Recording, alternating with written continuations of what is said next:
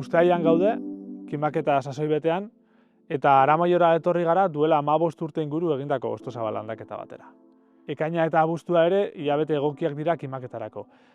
Izan ere, zuhaitzaren hazkuntzaldiaren azkenengo hilabeteak probesten ditugu lan hauek egiteko. Hasierako hilabeteetan, zuhaitzaren hazkuntza abiadura eta hazkuntza indarra oso handia da, orduan kimatzen baldin badugu, kalte handiak sortu aldizkiogu zuhaitzari. Beraz, hazkuntzaldi hori apaltzen den momentua baliatzen dugu kimaketak egiteko. Kimatzen hasi aurretik argi izan behar dugu helburua zein den. Kasu honetan, kalitatezko zura ekoiztea. Eta lanak helburu horren arabera planifikatuko ditugu. Ez ditugu kimatuko zuhaitz guztiak, aukeratuko ditugu etorkizunekoak, hau da, zur ekoizpenerako potentzial handiena dutenak, eta horiek bakarrik kimatuko ditugu. Eta kimatzerakoan hainbat irizpide hartuko ditugu kontuan. Besteak beste, erdiaren araba. Hau da, zuhaitzaren luzeraren erdian gutxienez mantendu behar da adaburua. Hau da, sekula ez da kimatuko zuhaitzaren altueraren erdia baino gehiago. Erramintari dagokionez, eskuzerra, pertigadun zerra eta kimatzeko artaziak erabiliko ditugu. Saiatuko gara ahal den heinean motozerrarik ez erabiltzen. Izan ere, motozerrak zauri oso sakarra egiten dio eta zaila izaten da mosketa puntua ondo zehaztea. Garrantzitsua da aldi berean erramintak desinfektatzea. Hau da, baso batetik bestera igarotzen garenean, desinfektatu egingo ditugu lanabesak, eta espezie zaurgarrienen kasuan, gaztainondoaren kasuan adibidez, zuhaitz batetik bestera igarotzen garenean ere desinfektatu egingo ditugu.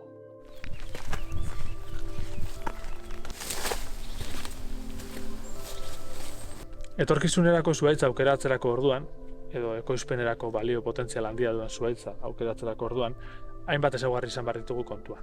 Batetik oinarria.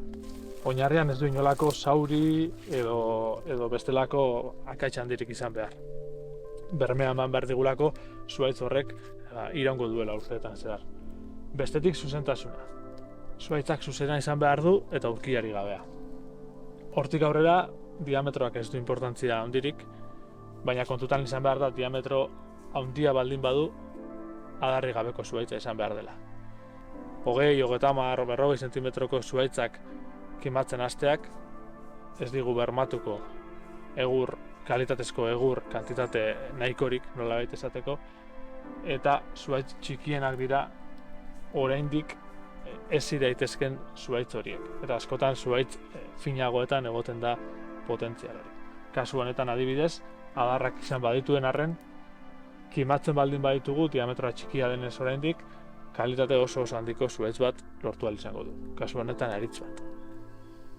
Esan bezala, kimatu beharreko zuhaitza aukeratu ostean, erabaki beharko dugu ze adar kenduko dizkiogu. Arau orokor gisa, inoiz ez zaizkio kentzen dituen adarren herena baino gehiago. Gaur egun, dirulaguntzek hala bideratzen dutelako eta askotan lanak ordaindu egiten direlako, edo enpresaren bat eskatzen zailelako kimaketa horrek egitea, bi alditan egiten dira. B kimaketa eta goi kimaketa. Hala ere, gaitasuna baldin badugu, aproposagoa da urtero etorri eta adarren bat kentzea. Zuhaitzari kalte txikiagoa egingo diogulako, eta beti gainean egon ahal izango garelako, unean uneko edo urtean urteko beharrei hobeto erantzuteko. Kasu honetan, lehenengo eta behin urkilarik baduen begiratuko dio.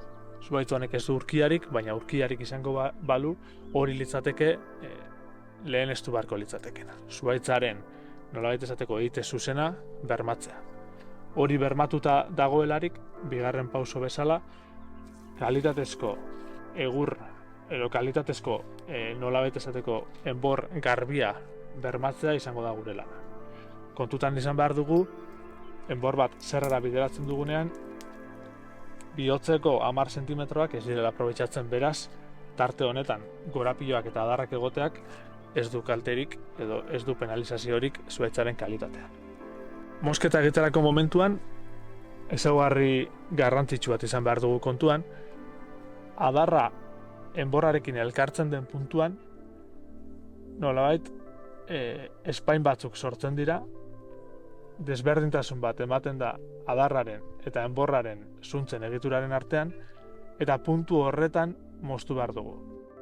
Luzeago mozten baldin badugu, enborrak denbora asko beharko du horraino iristeko eta ondorioz zauria estaltzeko, eta kontrara laburregi egiten baldin badugu eta enborrera itxatxirik egiten baldin badugu, ixteko gaitasuna duten zelula horiek kendu egingo ditugu, eta zauriaren ixtea asko luzatuko da denboran, eta ondorioz areagotu egingo dira gaixotasunak eta izurriteak zuhaitzak kaltetzeko aukerak. Beraz, mosketa puntu honetan egin behar da, eta aipatutako espain hori kaltetu behar.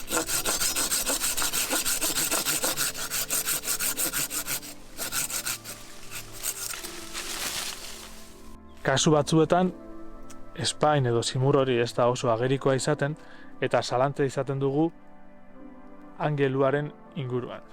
Ia ze angelu eman behar zaion kimatzerako orduan. Espain hori izan ez arren, nabarmen atzemanten da gehienetan, nola zuhaitzetik datorren zatiak forma bat duen eta adarrak berak beste forma ezberdin bat duen. Biak elkartzen diren puntuan, ebaki beharko dugu.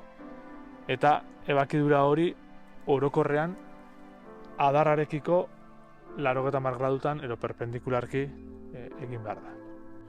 Adarra hautsi ez dadin, eta hemengo eunak kaltetu ez ditzagun, lehenengo mosketa txiki bat egingo diogu azpian, eta ondoren goitik hartuko dugu.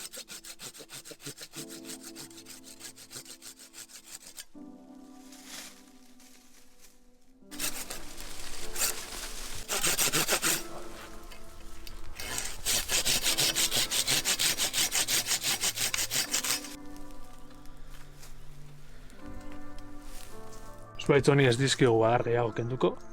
Kontutan hartu behar dugu kenduko ditugun adarrak ez direla beti beheko aldekoak izango. Batzuetan goragokoak ere kendu daitezke, adar txarragoak direla argudiatuta.